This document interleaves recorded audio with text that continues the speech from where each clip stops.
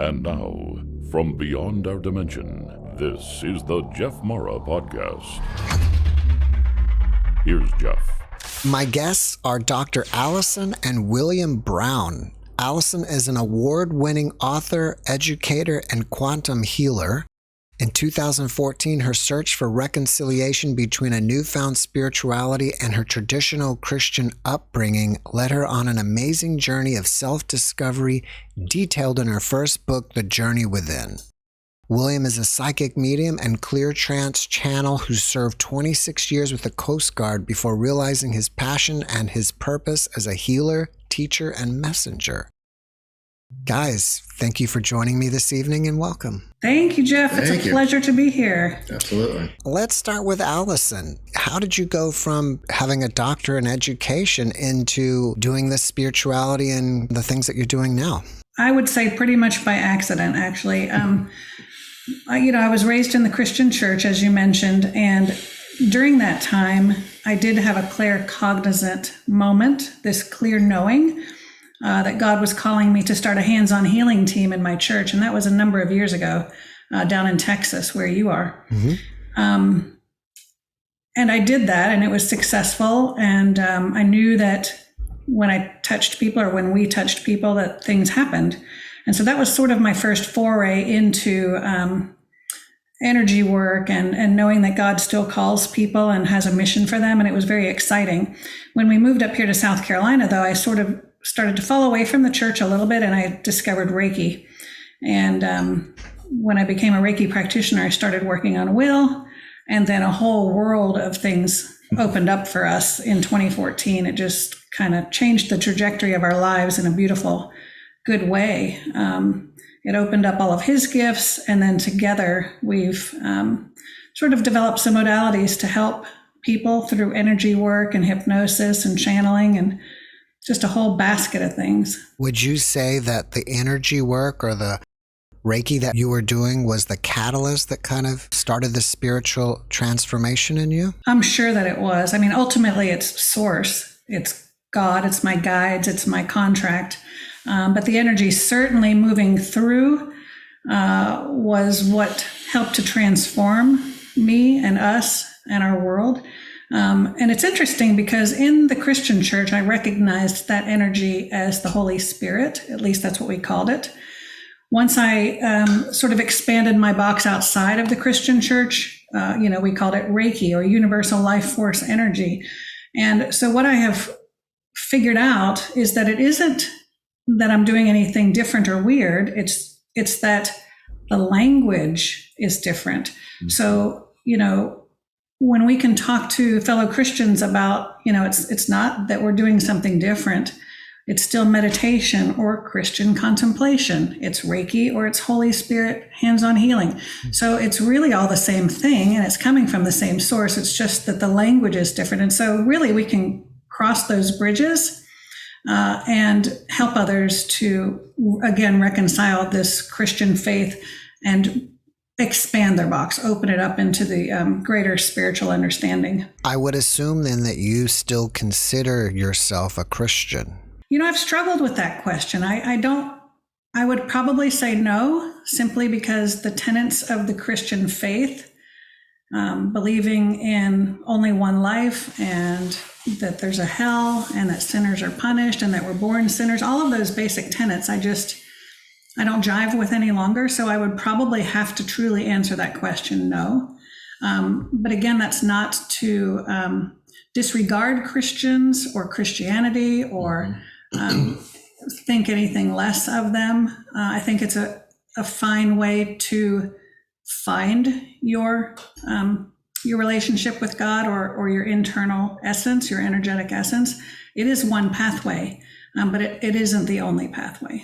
I had a guest who was a rabbi's wife, and we spoke about the Kabbalah. And I don't know if you're aware of this or not. I wasn't at the time, but one of the books of the Kabbalah is called Reincarnation. I kind of feel like Christianity arises from Judaism. So since they kind of have the same roots, it kind of makes sense to me that perhaps reincarnation could still be part of Christianity. And I think it really was part of the early Christianity. I think there's a lot that was part of the early Christianity that was sort of filtered out. The Book of Enoch being one. There were many, many books of the Bible that weren't included. Certain ones were selected to be included, and that's a human decision. So it wasn't a divine decision as to what to include, and so I think there were some agendas, perhaps, in that process. Now, I'm not leaving you out, William, but I just want to get one more question in before we move on to you. And that is that you wrote books, Allison, for Christians to explore ideas which are considered taboo. Can you give us some examples of the most taboo ideas? Oh, my goodness. Well, some of the chapters in there, the first part is about my transition and my reconciliation, my process to help others to feel comforted. Because surely I'm not the only one that has some of those ideas and thoughts. But then the remaining chapters are exploring 14 of those different practices that I was afraid of. I was raised to be afraid of things as simple and widely used as yoga, acupuncture, Tai Chi, Qigong, not to mention Reiki, of course. And some of the chapters in there deal with psychic work and mediumship and past lives and astrology and all of those sorts of things. So probably the one that I would be most terrified of back then would have been, I guess, past lives. Astrology was not great according to my mom either, but, and Reiki. So yeah, I cover oracle cards as well, and all of that sort of stuff is considered divination, which meant I was going straight to hell, really. Wow. I never considered that something like acupuncture would be anti-Christian. Well, it's anything that came from the East. According to my, all denominations in the Christian church are different. And so everybody has different beliefs, and not every Christian perhaps believed the way that I did. But my understanding was anything that came from the East, any kind of like Chinese medicine or Indian principles or anything like that wasn't something I should be delving into. William, how did you go from working in the Coast Guard to being a channeler? I think that journey actually started well before the Coast Guard. Had many experiences as a child. I recall a lot of times back as a child before even graduating high school where I've had out-of-the-body experiences during meditation. I've had a great heightened sense of intuition. And this presence or this sense that there was somebody greater watching over me. Now, I wasn't raised in the Christian church, so I didn't have that background. I had no fundamentals in that, but I still believe that there was to the center of me, to the core of me, I believe that there was something greater. And that's what I held true to, through my years in the Coast Guard. But, life happens as it always does, and it kind of gets placed on forward, and all of what you may have learned as a child and what you thought you knew, you put all that on hold. And then, like Allison said, around 2014 and 15, when she started practicing Reiki, all I can say is that was, a moment in time where everything started clicking. At the point, when she started practicing Reiki, and it was really for her experimentation and her training. But for me, I had some severe chronic back issues. And over a period of sessions, I could feel energy flowing through me. I didn't know exactly how to explain that at the time. I can now say that it was energy, but at the time I could feel changes taking place in my physical body.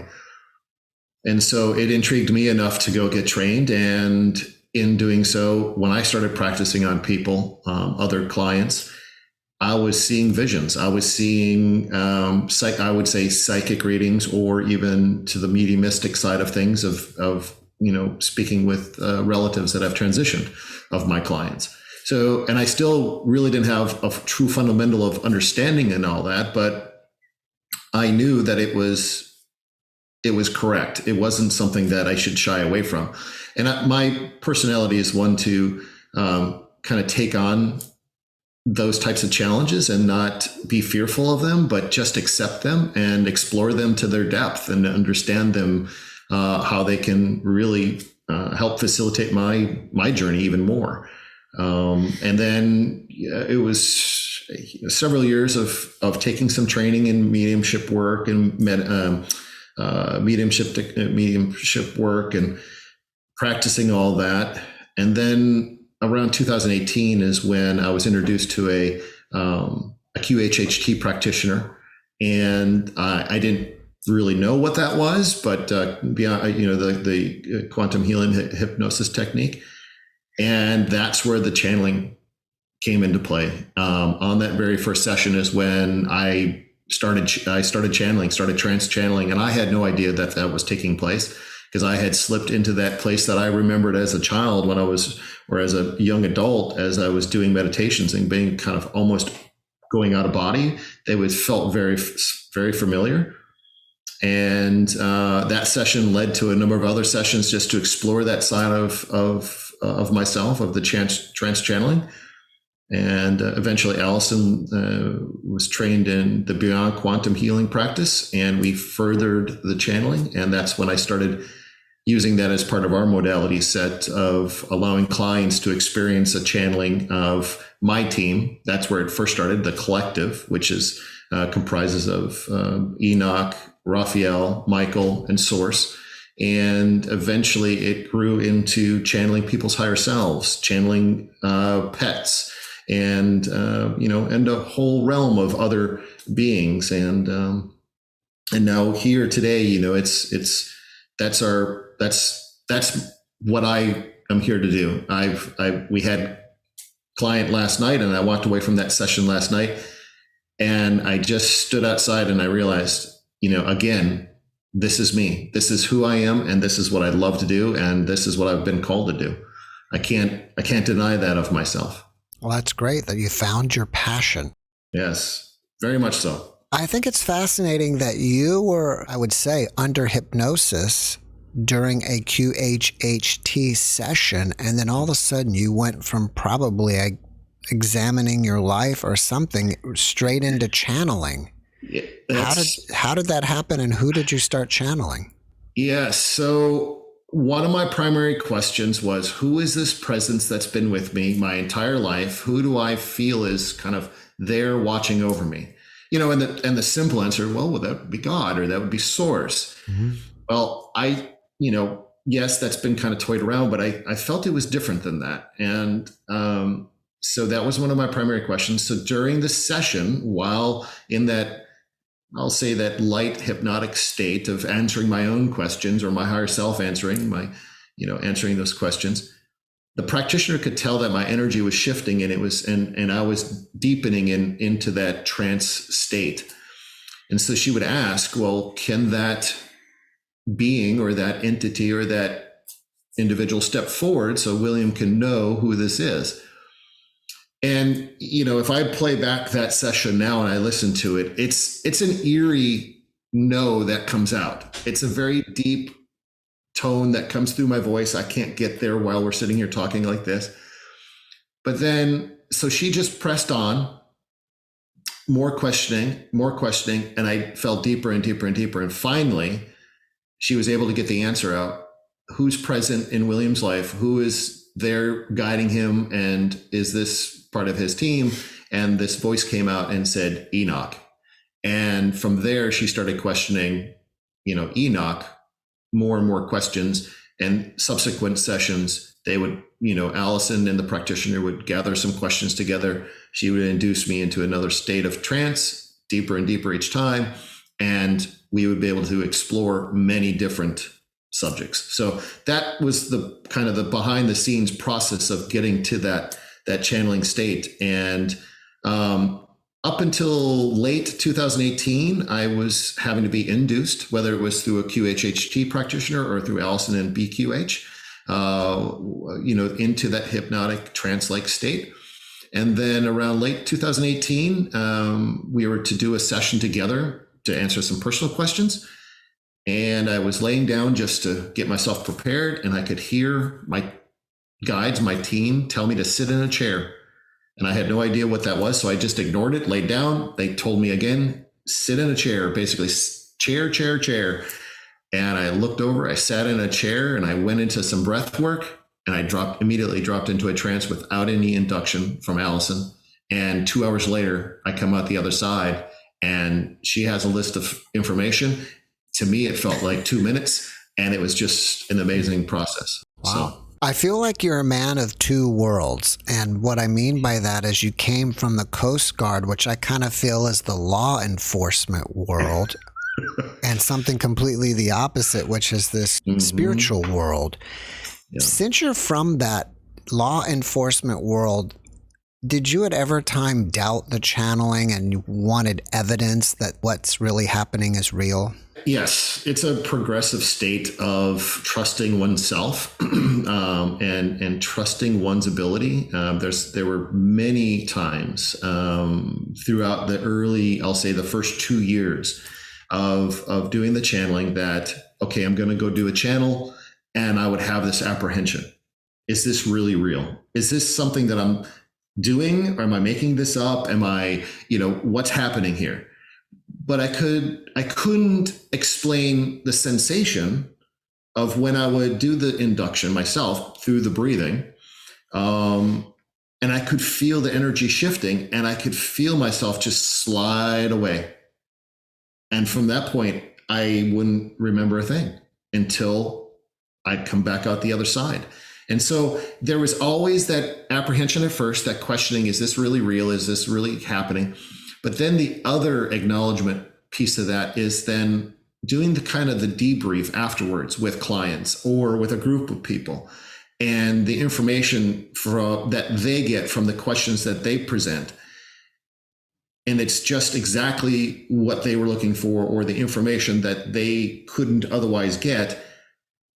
I didn't understand where that information is coming from because I don't remember it, but yet they are pleasantly pleased, and they are amazed by the clarity of what had come through. So yes, it takes a long time. And I tell people that, come to me and ask me, well, I want to start channeling, but I don't know how to do it. Or I don't.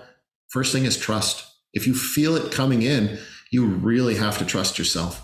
And then the next stage is kind of surrendering to it without any fear, because the place in which, for myself, and I can only speak for myself, the place in which I go is a much higher state of vibration, a much higher state of frequency.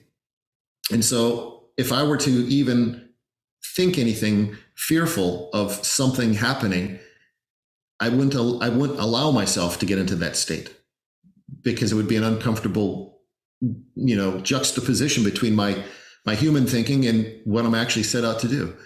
And so it takes a while to get to that point of trust and that point of surrender. But when you can marry the two of them, it's just a very amazing process that takes place. It sounds like to me the type of channeling that you're doing is that you just kind of completely black out and another being takes over, and you're consciously completely unaware of what happened until you wake back up. Absolutely. And it's interesting because I've had a number of other people, a number of clients, a number of good friends that have mentioned to me, Allison has mentioned it as well, that your ability or my ability to channel is unlike many others, because many other channelers are, they have one or two guides or just a set that they connect to. Early on in my channeling, one of my questions was, who else am I going to be channeling, or what other beings am I going to channel? And the basic answer was everything. So, that's kind of hard to put together until now. We're four, almost 5 years into this. And it is literally everything. If my intention, and that's one other piece into it, if my intention is to connect to your higher self, or even a tree in your backyard that you're concerned about, or an animal, or a galactic being, or you name it, if that's the intention, my focus going into that state in which I begin my breathing process or my entering process, my intention is to connect to that vibration or that frequency, And it's like a dial on a radio. You're just fine tuning until you hit that right frequency. You lock it in, and that's what I'm connected to. And so it's a bit difficult to explain it, to many people, because it does then bring up a lot of different questions of, well, how are you protected, and aren't you afraid of all these things? And for me personally, and it's my personal belief of how I've always gone into this, and it's not from a place of being naive, but it's a place of knowing this is my role. This is why I've taken on this portion of my contract. I've come into this world to do exactly this. And I know it from the depths of who I am. And I haven't come across anything that has been frightening to me. We've done sessions of people's higher selves that come in wishing to have attachments and entities and dark energies removed. And they are processed through me, not by me, but through me.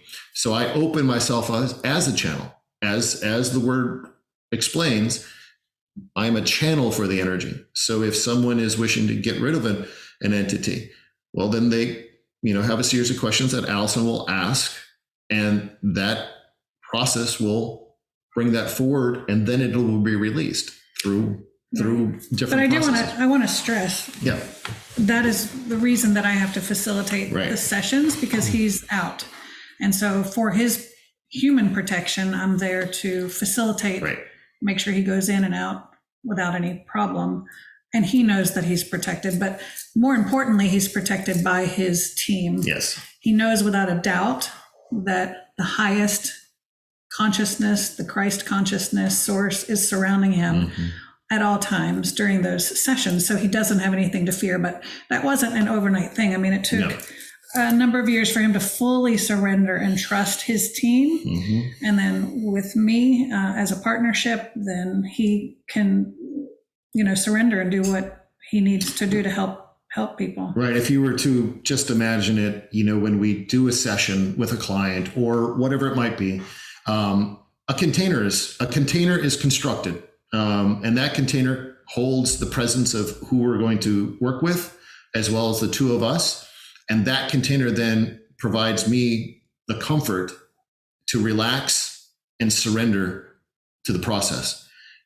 If I were to just try to sit here and do a channeling of somebody's higher self by myself with them asking questions, I couldn't fully surrender myself, because I don't have the container built appropriately the way it was designed to be built. So, When you first saw him channeling Allison, what was going through your mind? That had I not watched it personally, I'd think we were Looney Tunes, because it's just so different and so strange to people. So I understand how people can question or think we've gone off the deep end or whatever, because I still am an educator in the school system. And so there are a lot of people who are not open to this. But the first time that I saw was when he was still being induced through QHHT before I became a practitioner myself. And so he was on the table, and it was interesting. I don't think I was afraid at all, because in the church, I was used to people speaking in tongues, which is kind of letting the energy move through them. And my mom, eventually we migrated from the Episcopal Church. She became what they call a holy roller. It was more of a charismatic type church. And so they were dancing and moving, and it was a little bit more open and lenient. So I was kind of used to that.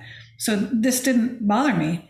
The voice was odd until the energy had a chance over many, many months to acclimate to his body, because it was such a powerful energy with Enoch. And then, of course, with the source energy and Raphael and Michael and all of these higher level beings, takes a lot out of the body at first. So he would, his voice would change dramatically, and it would be slower and more methodical, and the words would come out slower.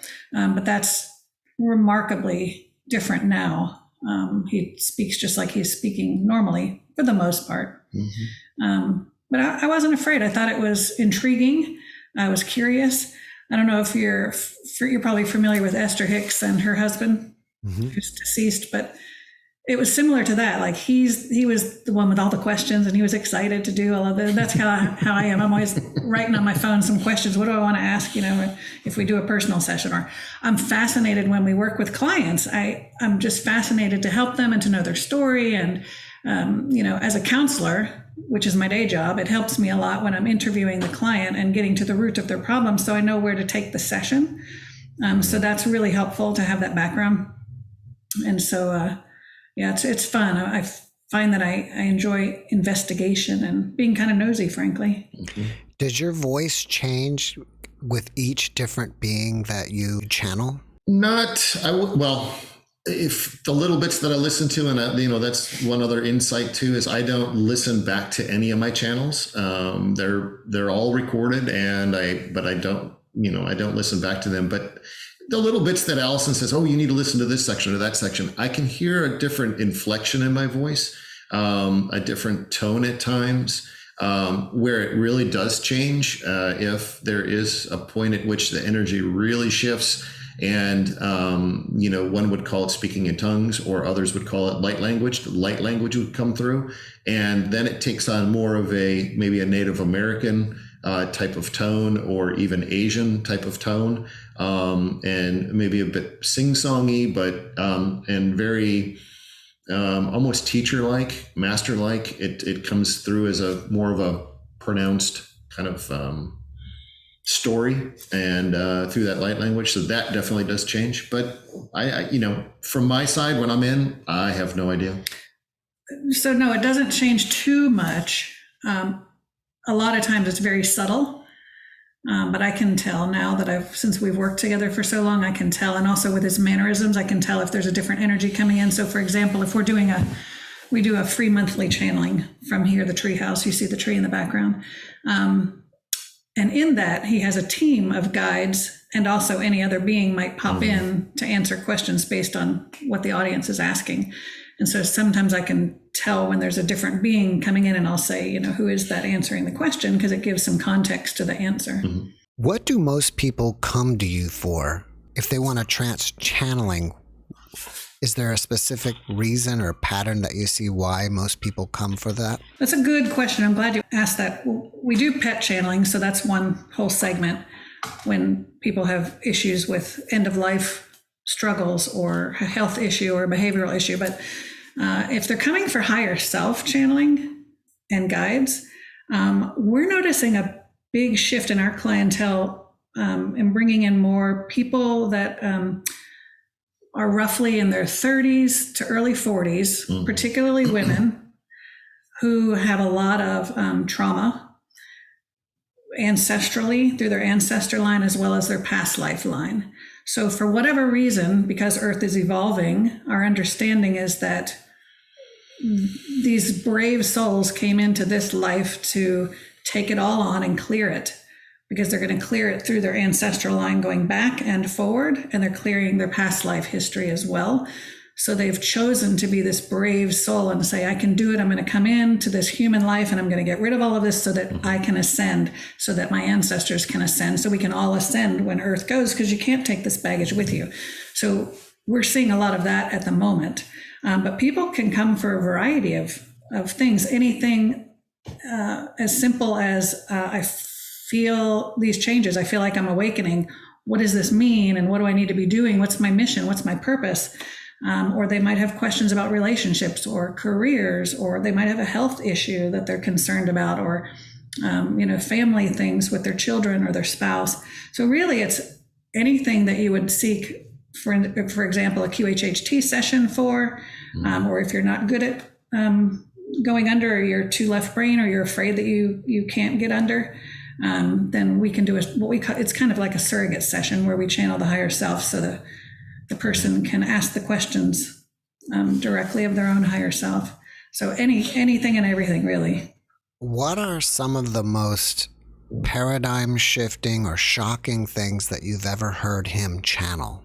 Well, at first it was the galactics, because it was just so different. And it was just interesting, and especially when they speak in their own language, their light language, and some of it sounds really kind of crazy. Some of it sounds computerish. Some of it sounds like some weird foreign language. So that was kind of shocking. In terms of concepts, one interesting thing was the walk-in idea. I know that a lot of your interviewees have probably talked about the walk-ins. And I had heard a lot about it, of course, because I followed Dolores Cannon and read her books and knew about the idea, but I had never met anybody that was a walk-in. And so subsequently, we had a client who's now a friend of ours. And one of her questions was, am I a walk-in? And I was thinking, I don't know. They're pretty rare. And sure enough, when we got her higher self, they said, yeah, she's a walk-in. And so I took that session on a tangent. Of course, I didn't charge her. I mean, I said, hey, we're going to go over here and explore all of these concepts. It was really amazing. So for 20 minutes, I'm asking her higher self about walk-ins and how does this work? And how do you arrange for that to happen? And what's the deal? And why would you do that? And when did it happen for her? And all of that. So that was one concept that was really amazing. And, I'm always surprised. There's always something. And with the animals, there's always something too. So it's just fun. It's amazing. You think you've heard it all, and that's not true. For the people who are receiving the channeling, what kind of changes do you see in them? Oh my goodness.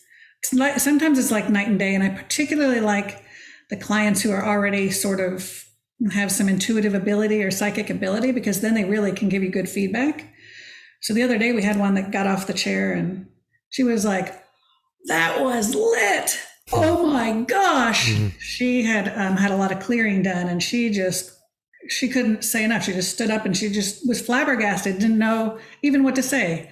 She went to the bathroom, came back. She's like, I just don't even know what to say. That was lit. Oh my gosh. We've had those. We've also had ones that are just deeply crying and releasing, and they're just so appreciative. Others, they're just normal, like we call it our vanilla session, and they might not seem like anything significant happened, and you sometimes don't hear from them again, and you never know.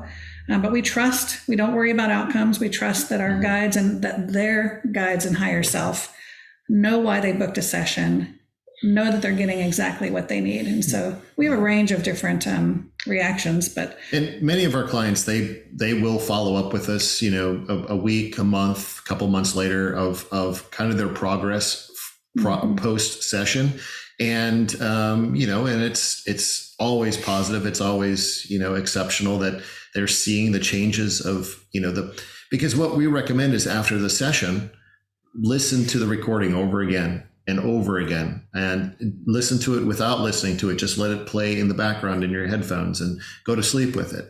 Because a lot of that is just energetically reprogramming, right? It's rewiring the system. And that's where they end up seeing the biggest changes. I kind of wanted to go back to, kind of the construct of the session. And just for clarity, it's, myself being the trance channel, I want nothing to do with any contact with the client. And so even if they reach out to me, I always hand them off to Allison, because I want to remain as clear as I can. I don't want to be influenced by any of the questions or any of the concepts or even any of the side conversations she might be having with the client until the day of the client, until I sit in front of them and I go out. And then from what happens from that point, it's purely their higher self and Allison at that point. So he'll come back up, and the client and I are like, oh my gosh, yeah. Do you remember, did you hear that? Oh my gosh, it was so exciting. Or what'd you think about this? And we're back and forth, and he's like, can somebody fill me in? Because I don't know what happened. Right. Do you channel who the client wants you to channel, or do you just open yourself up and whoever comes, that's who's going to be channeling? Typically, if it's a client that's coming to us for their higher self, it will be their higher self. We really haven't had any clients that have come to say, well, I want, my Aunt Susie that passed away 10 years ago, that type of thing. It's typically for higher self sessions and clarity with higher self. Now, we also have done work where a parent would like to have their child's higher self channeled, and that's acceptable as well, because we're we're working with the mother at that point, and we have, consent to work through that way. We usually will begin with the higher self of the parent and then transition into the higher self of the child. That being said, if we have time at the end of the session, I usually ask who are the guides that are working with this client, and do any of them want to give them a message, and they'll step forward and give a message as well. Yeah. Now that you're channeling the galactics, is their message about spirituality, or is it about UFOs and ETs and galactic politics? Both.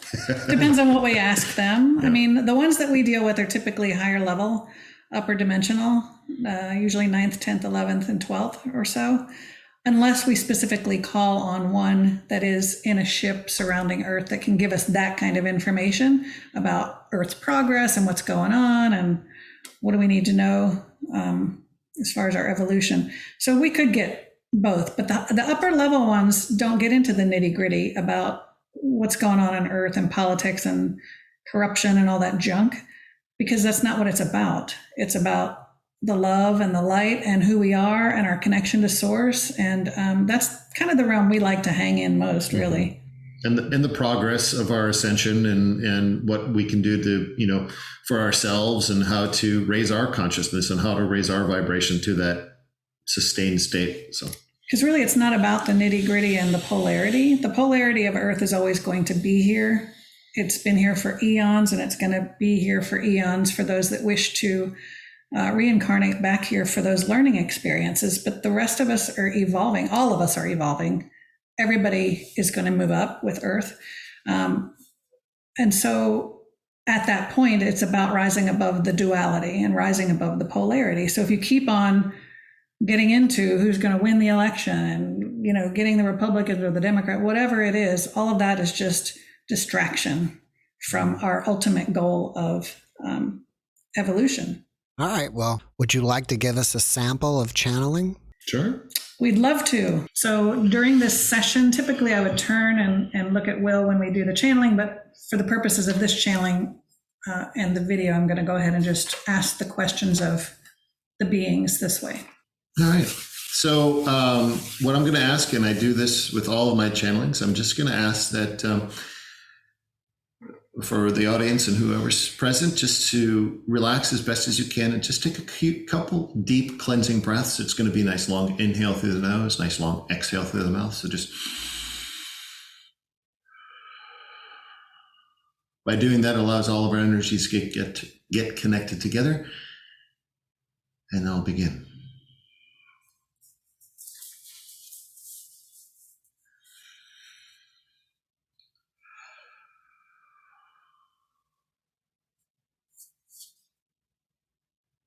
Greetings from the White Lion beings. From the Sirius collective of the White Lion beings, we greet you with an openness, with a presence that surrounds you, with a presence of openness of the heart. Allow yourself with each breath to step into this space. With each breath in, with each exhale out, you grow stronger within the heart space that you exist. We come to you. We come to you with this as a transmission. For each of the beings here upon this planet are transitioning through an ascension process. This ascension process is yours to behold. It is yours to grow in. It is yours to step forward in. But it is also yours to understand your own existence, your own heart-centered existence, the love, the beauty, the guidance, the divine being that you truly are. For this existence is yours that you have contracted with this human form. You've stepped into this existence to experience all of its splendor, but yet wanting more. for the serious white lion beings assist you with this. For when you breathe in this heart-centeredness, when you focus your attention outward towards us, we allow you to expand. We allow you to see the presence of the world around you and your divine presence within it. So we ask of you, each day, each moment of your existence upon this planet, those moments at which you are struggling, those moments in which you have question, those moments in which you have no direction, but you breathe in. Breathe in the heart-centeredness, focus inward, call upon us, envision us there with you. When you call upon us and you envision us with you, we'll reach out to you and we'll guide you in this heart-centeredness, this divine aspect of who you truly are, to pull you from the point at which you have question about your existence, the point at which you have no direction in your existence, and will begin to guide you into a new direction. Open a pathway of understanding in front of you to explore a greater you, a greater existence of your being upon this planet. So allow yourself some time to understand our existence with you. Our vibrational presence is always with you. It is just a mere breath in, envisioning us in front of you to experience that presence. Breathing in to the heart-centeredness that you are a divine being, the guidance that you are here purposefully for the existence upon this planet, where you are part of this ascension process, divinely guided, assisting others, all beings, all existence.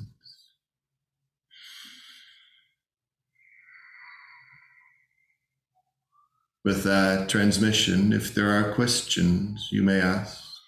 Thank you so very much for your presence with us this evening.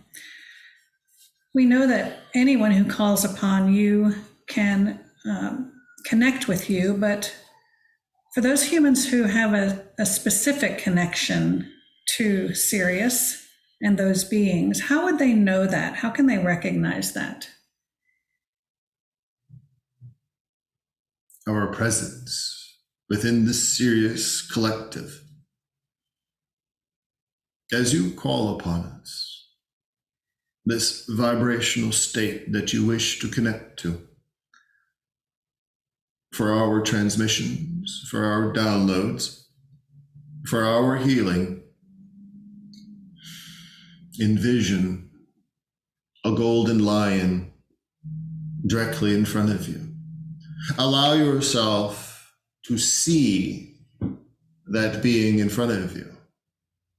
And as you do, this vibrational aspect of our presence will begin to connect, integrate with your vibrational field. And you will feel us surround your heart. And as you breathe, you'll feel it to expand out beyond your physicality, embracing this lion being in front of you, the majestic presence of that lion in front of you, always present, always willing, always able to assist. Thank you. And how do you all differ from the lions that make up the Lyran race? I know that you're very closely related, but what would we know in terms of differences? The serious white lion beings are surrounded in this presence of the divine, heart-centered aspect of the human being. Lyrans in all aspects, all races, as their presence settles with you, if you align with the Lyrans themselves directly, their transmissions align with the healing, the teachings of a deeper understanding of your galactic alignment throughout time. The presence of the Lyrans will help you heal physically, emotionally, and energetically. They will also provide you the teachings of how to process healing with others.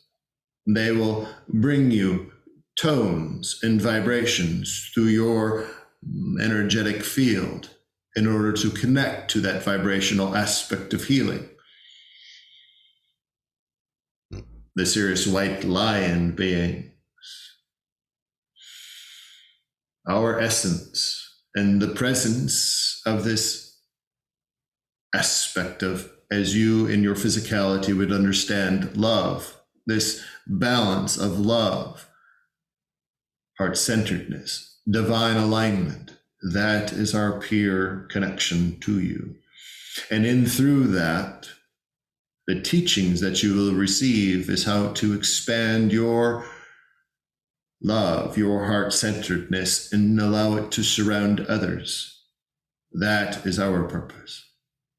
And it's a lovely purpose. Thank you for sharing. And when you speak of healing, what do humans need to know about sound healing? The vibrational aspects of this process of, as you say, sound healing is one to understand the frequency changes in your own physicality. For each of your galactic alignments have a particular tone, a particular frequency. It is one that vibrates specifically with each individual. One frequency for another may align to another galactic alignment. Allow each tone, no matter how it is created, to begin to resonate with the physical body. For you have to understand the physicality of the finite vibrations in each cell, in each fiber of the human body is specifically aligned to a particular frequency band in which, once connected, begins a healing process. So allow yourself to play an instrument, allow yourself to hear an instrument, hear a particular tone, a particular piece of music. And don't hear it with your physical ears, but hear it with your energetic essence. Allow your energetic essence to intertwine with the frequency of what you are experiencing. And you will see exactly where it aligns in the physical body itself. And at that point, you will understand for your own physicality of the healing process of sound and what can be utilized for particular areas of the physical body itself. Thank you for that. You stated that your role at this point in time with humanity is to help us to center within the heart. Has that differed from your role throughout humanity's history? Have you had a different role throughout time? The primary role is this heart-centeredness. From the early essence of the human physicality, it has changed. For the closer you achieve your ascension, for all humans as they draw closer to this ascension point, it is necessary to align all centers of heart placement equally across all beings. So the ascension process is equalized and stabilized. Early in the human physicality, early in the process, this process of ours was a unifying process of establishing individual frequency levels for each individual within their heart-centeredness. It is this that animates you. It is this that is connected to your source point. It is this that begins the process of life. It is intertwining. It is a process of bringing forth existence. Thank you very much. And lastly, I'd like to ask if you're able to tell us what Jeff's primary galactic alignment and his source alignment is, please.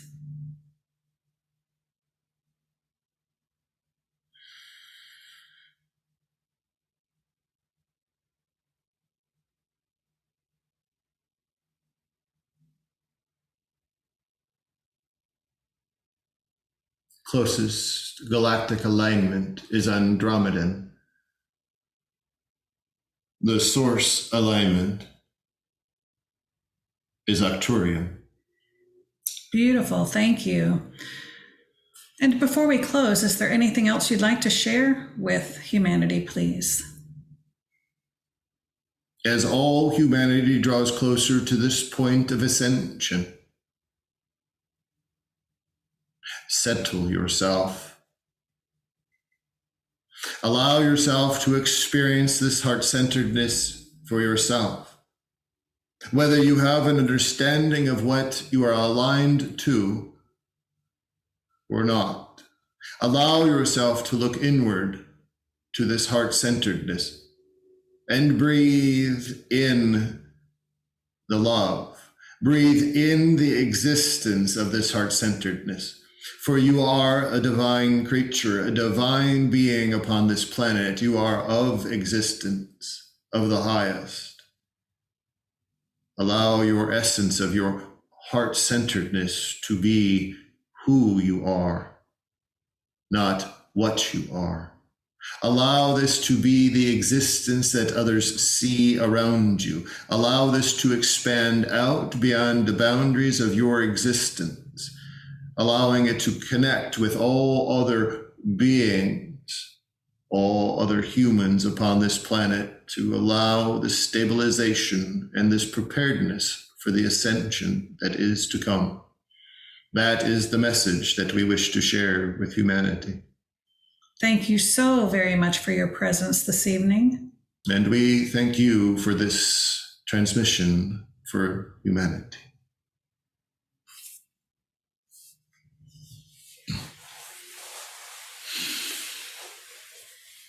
Welcome back. Thank you for channeling, William. Absolutely. Absolutely. I'm going to ask Allison because you weren't here for this, but I wasn't really clear on when he asked about who am I aligning with. Can you break that down for me? For sure. So humans have 12 strands of DNA, and they align with the 12 original starseed clusters that created our galaxy. They're not all turned on at once, because if they were, we wouldn't need to be in a human body. We would just implode because it's too much energy. And so when we come into a body, part of our contract is to determine the 2 strands of DNA and how we want those aligned. One is the closest, or the primary alignment, which for you was Andromedan. And that's just who's currently working with you in a primary fashion. The other strand is your source cluster, your origination source cluster, which doesn't mean that your soul came from that cluster, just means that that is who you chose to have as your second strand of DNA in this lifetime, because it can change over lifetimes. And yours was Arcturian, I believe. And what's interesting is when we were talking about who we wanted to bring forth tonight, last night Will was like, oh, maybe we should call the Andromedans. And I thought, that's so interesting that you were Andromedan. Maybe he was getting that hit, right? Interesting. And then we thought, well, let's talk to the white lion beings, because they're so heart-centered and they seem to be popular. A lot of people enjoy hearing those channelings on our YouTube. So anyway, I found that very interesting. And Arcturians and Andromedans both are pretty neat. That's pretty powerful. So are you saying that when we choose a body, we can choose the body's DNA? And my body's primary DNA is Andromedan, and then it's kind of mixed secondary with Arcturian. Right. Which is not to say that you can't call on any of them, just like the Sirians said. You can call on the Sirians, you can call on any of them because we are made up of all 12. And as we ascend, what I understand is going to happen at that moment of ascension, the event, the flash, a lot of people like to talk about it in those terms, is that for just a moment, they all are going to activate for just a sec, a brief moment, to change up our DNA in our body, to allow us to have more gifts and abilities and greater awareness and understanding of who we are. But then it's going to be, again, those two primary. So that was one of the things that I've been researching for my current book, which is about our galactic history and the 12 starseed groups. And we've channeled each one of them from the source point to get their transmission for humanity and to explain to us what's really happened in our galaxy and how it all came forth and how the hybridizations worked and all of that. It's just been fascinating, and it's been a lot of information that I have not ever heard before. And they allude to the fact that, a lot of it's been hidden from humanity for obvious reasons, that we don't really know much at all about our human history and our ancestry on the planet, let alone in the galaxy. So I'm hoping to have that book done by the summer, and I think people will really enjoy it. I've enjoyed it. It's been fun. It's been quite a ride for that, for sure. Are we as conscious beings from different star systems? Or does those star DNA only refer to our bodies and not consciously who we are? I think our consciousness and our energy in our bodies are the same. I mean, they're tied together so intricately that I don't know how to answer that in terms of separating them out, because it's the energy that's animating your body. My understanding is that every single human is a star being because we have all 12 strands. Now, each of those strands comes from one of the 12 original starseed clusters. Now, some of those intermingled energetically and created other beings like the Zetas and the Mantis and all of these other different beings that we're aware of. But nobody else has 12 strands of DNA except for humans. We're the only ones. And that's why we're so fascinating to these other galactic beings, and why some of them want to come and manipulate some of our DNA sometimes, or experiment or do things like that, because they want what we have. And so if you have a couple of the source energy points creating a hybridized being, they're only going to have those couple of DNA. I don't know if they call it DNA in their body, but anyway, those strands of energy. So again, we're the only ones that have all 12. And so in that respect, every human being is a star being. We're made up of all of those.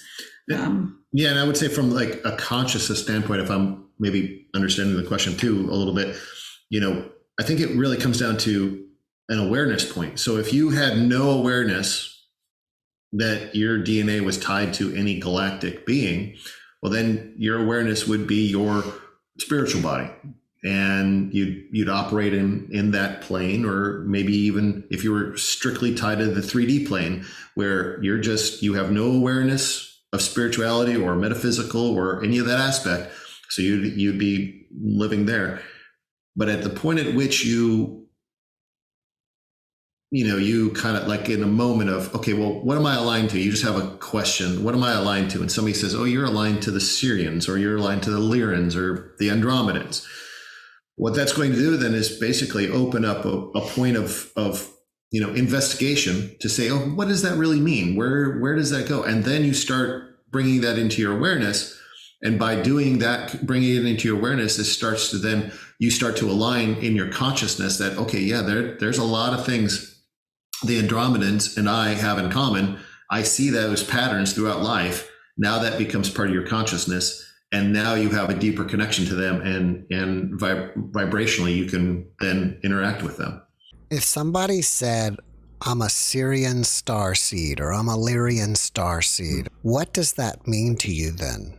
that just means to me now, understanding what I understand about the two strands of DNA, that might be their primary alignment, or it could be their source alignment. It's one of the two, is what I'm guessing. And it's the one that they most feel aligned to when they read the characteristics, for example, or maybe they've done meditations and met them. So to me, that's what that means. I thought it was just one, that we were a starseed and it was just one alignment. But in doing the book work, the research for the book, we were told that it was two. And with being a starseed, and you're aligned to a particular, starseed alignment, they do have characteristics, and you can look them up. And, it's kind of like, you do a meditation and you see a totem, an animal totem. Well, am I aligned to that animal totem? Well, let me look at what that means. And a lot of that I align to. So, maybe that jaguar or that elephant or that snake, that's my animal totem. Just like a lyran, I'm connected to a lyran. Let me see the characteristics. I am aligned to a lot of that. But what does that really mean for me? So then it's more upon me then to maybe go into more meditation and see if there are other characteristics that I'm aligned, that really I'm only aware of, that connect me to those lyrans or the Sirians or whatever that alignment might be. But honestly, it's not about getting hung up on any of those, because you can call upon any of them, just like the Sirians just told us. You can call upon any of them to help you when you're healing, doing your healing work, or just in your everyday life, whatever it is. So I think we kind of get a little too hung up, and we like to categorize, my archangel is Michael and my archangel is this, or, we just as humans, we kind of like to compare and contrast. I'm a Lyran. My Lyran's better than your Sirian type of thing. And it's really not anything about that. It's really, if you're not aligned to any of them, go into meditation or go into quiet and vibrationally see where you connect to them. You might not, in this layer of consciousness, you may not connect to any of them, but yet they're present there waiting for you to connect to. And we've done this so many times that we've all been really everything at some point in time. So we've had lives as, an Orion, we've had lives as a Martian, we've had lives as whatever. So we've worked with all of them. So we've just really been everything. You're not aware of this, William, but you were speaking about sound healing. And I noticed that you have that gong behind you, and it looks like a singing bowl and some other stuff. Are you guys experimenting now with sound healing or what? I was drawn to, I am not a musician by any means. Cannot read it, cannot write it. I experienced a sound bath a couple years ago when we first started on this journey. And something inside me said, I need to start getting some of these just to play with, just to have them for my own. And I started acquiring a few. And then at the beginning of 2019 or 20, I don't remember now. I guess it was, maybe 2021, actually. Spirit called me and said, sit in front of the computer, record it, put it on Facebook Live, and just play your instruments for 15 minutes every day. And that took me out of a comfort zone that I was in, of this, I don't play music type of thing. And now I really, really enjoy setting them up. And I don't have any, sound practitioners that I know have kind of like a script that they go through for each one of their sessions. It's almost like a sheet of music. And I honor that. I love that. For me, mine is different every time because I don't lead it. I let spirit do it. And to me, it's almost like a conscious channel when it happens. Unlike the trance channel you just witnessed, when the vibration starts with the first instrument, I just slide into this very light, I'll say light trance state or conscious channel state. And I just let the instruments play themselves. I don't really do it.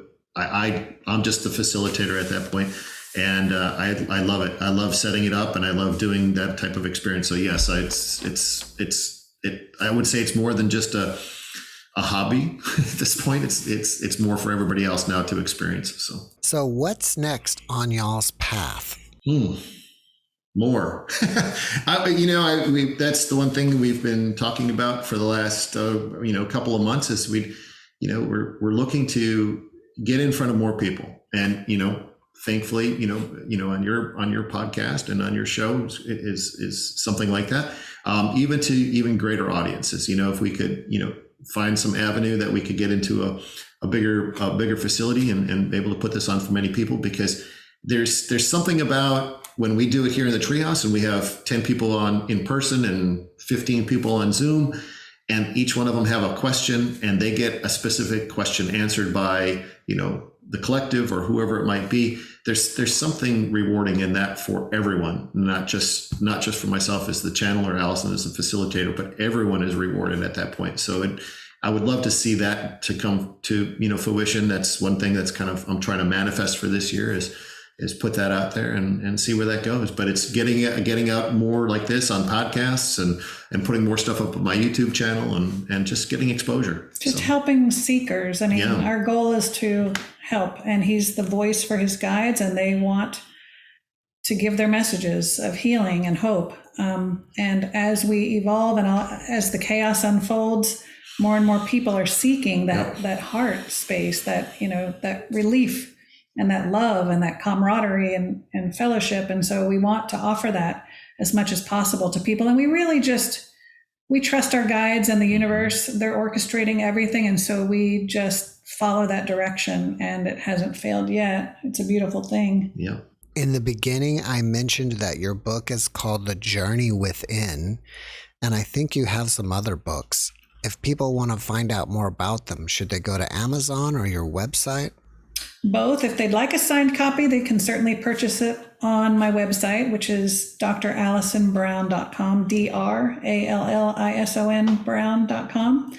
They're all available on Amazon as well. I have one that includes pet sessions, some beautiful excerpts and full-length transcripts of some of a variety of pet sessions. That's called Love Notes from the Animal Kingdom. So both of those can be found on Amazon as well.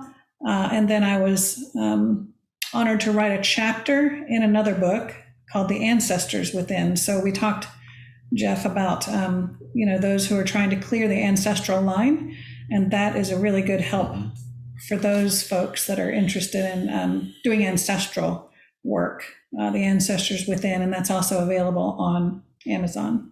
You mentioned also that you have a free channeling session. If people want to find out more about that, how do they do that?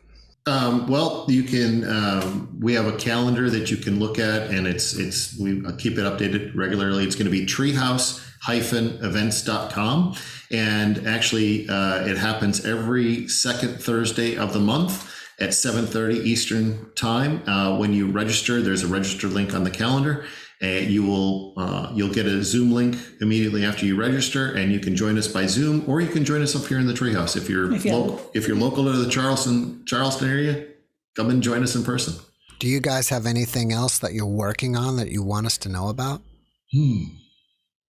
Just the new book. Yeah. It doesn't have a title yet, but I'm hoping that'll come out this summer. So keep an eye on our websites or Amazon, my author page, and see. That's the next big thing. Yep. And I for those that are interested in what we're doing, always keep track of that calendar, because we're always posting new events for each month, and we've got, again, local. We have somebody coming in from Arkansas, right?